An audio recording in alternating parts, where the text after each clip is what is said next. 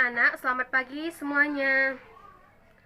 Sebelum kita mulai pelajaran kita, tolong yang masih ada sampah di bawah mejanya segera dibuang. Oke, sudah selesai ya. Ketua kelas, tolong pimpin doa. Terima kasih. Oke, Ibu absen dulu ya. Semuanya hadir di sini kan? Oke, kita hadir semua ya. Judul materi kita hari ini mengenai toleransi dalam keragaman bangsa Indonesia. Bisa dilihat di sebelah kita. Ibu sudah menampilkan materinya, penjelasan dari materi kita. Oke, silakan dibaca. Ibu kasih waktu 5 menit.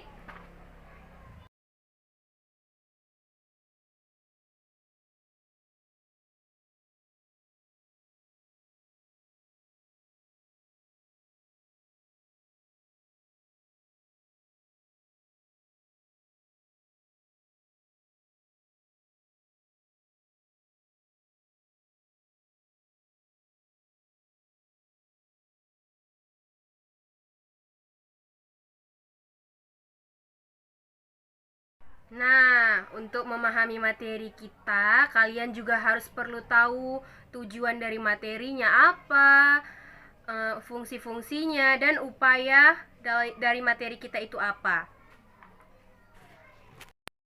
Baik anak-anak, untuk memahami materi kita, tolong dibentuk kelompoknya sesuai dengan kelompok yang sudah Ibu berikan minggu lalu.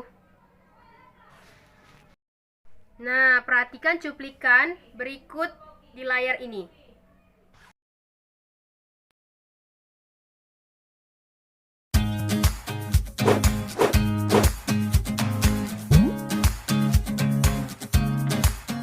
Indonesia memiliki 6 agama yang diakui, yaitu Islam, Kristen, Katolik, Hindu, Buddha, dan Konghucu.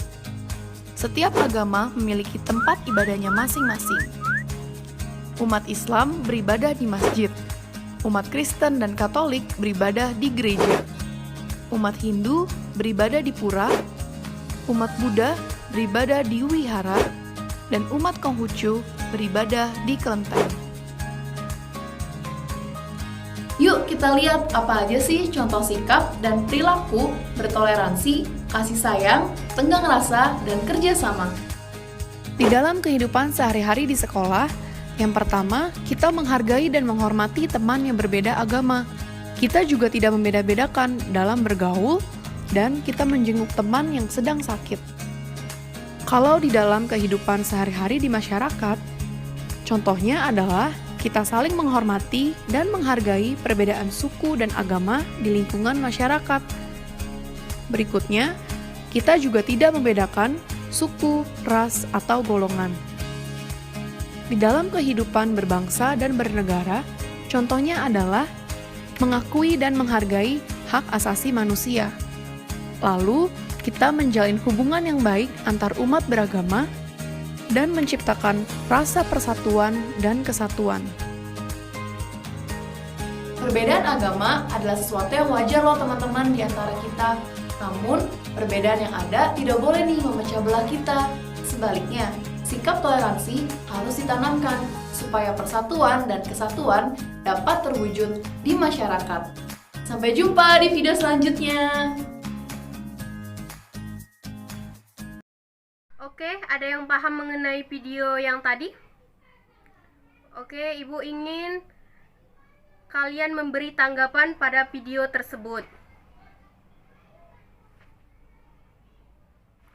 Oke, Ibu kasih waktu 5 menit untuk berdiskusi.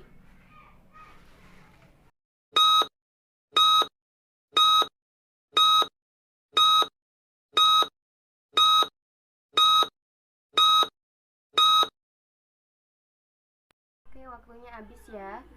Oke, Ibu ada pertanyaan untuk kalian. Apa saja sih sikap toleransi di lingkungan sekolah? Ada yang tahu? Ya, benar sekali. Coba kalian lihat cuplikan berikut ini. Di mata dunia, Indonesia dikenal luas akan keanekaragamannya. Beragam suku bangsa, budaya, agama, ras, dan bahasa saling berbaur jadi satu.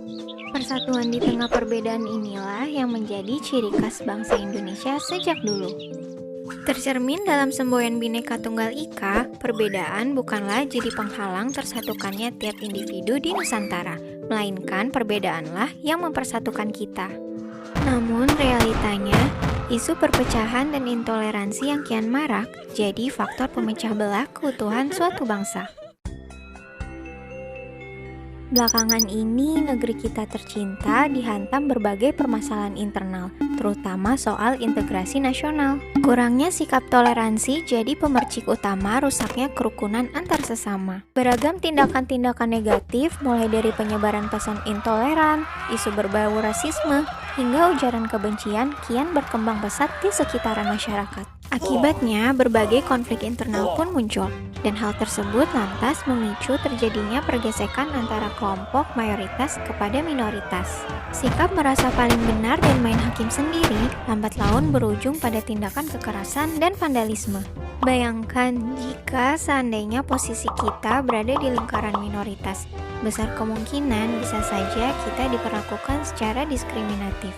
Pada dasarnya, intoleransi tidak hanya terbatas pada sikap membenci perbedaan pandangan pribadi saja. Intoleransi juga bisa muncul melalui perbedaan latar belakang suku, budaya, bahkan ras sekalipun. Nggak dapat dipungkiri pula, agama pun kini dijadikan sebagai kekuatan politik oleh segerombolan pelaku intoleransi. Perlahan, sikap toleransi mulai memudar dari waktu ke waktu, dan segelintir oknum cenderung ingin menang sendiri demi kepentingan pribadinya.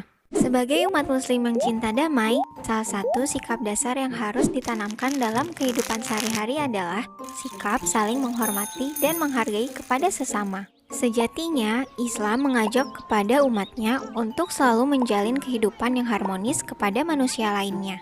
Dan Islam juga sangat menjunjung tinggi keadilan bagi siapa saja tanpa memandang apapun latar belakangnya. Termaktub di dalam surat Al-Mumtahanah ayat ke-8, Allah sebenarnya telah mengingatkan kita untuk selalu menghormati kepada sesama.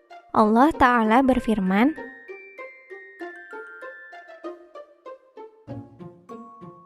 dari uraian tersebut dapat ditafsirkan bahwasanya Allah tidak melarang umat Islam dalam berbuat kebaikan, menyambung silaturahmi, hingga berbuat adil kepada orang-orang di luar Islam, selama mereka tidak memerangi kita karena agama. Dari hadis Bukhari, suatu waktu Rasulullah SAW pernah ditanya, agama manakah yang paling dicintai oleh Allah? Maka beliau menjawab, Al-Hanifiyah As-Samhah, yang lurus lagi toleran. As-Samhah berasal dari kata tasamuh yang merujuk pada makna toleransi. Hadis tersebut sering digunakan sebagai rujukan Islam untuk mendukung sikap toleransi. Dengan berpegang teguh pada nilai-nilai Pancasila, kita seharusnya dapat meningkatkan rasa persaudaraan kepada antar sesama. Mencegah perpecahan akibat perbedaan adalah tugas kita semua sebagai warga negara Indonesia demi menjaga keutuhan bangsa. Hal tersebut dapat diwujudkan dengan menerapkan sikap toleransi di dalam kehidupan sehari-hari sedari dini. Hal-hal sederhana seperti membimbing anak-anak untuk menghormati pendapat orang lain, hingga mengajarkan mereka untuk tidak mendiskriminasi suku, agama, dan ras dalam pergaulan adalah sebagian contoh sikap toleransi. Oke, sekian dari penjelasan Ibu mengenai Discovery Learning. Terima kasih.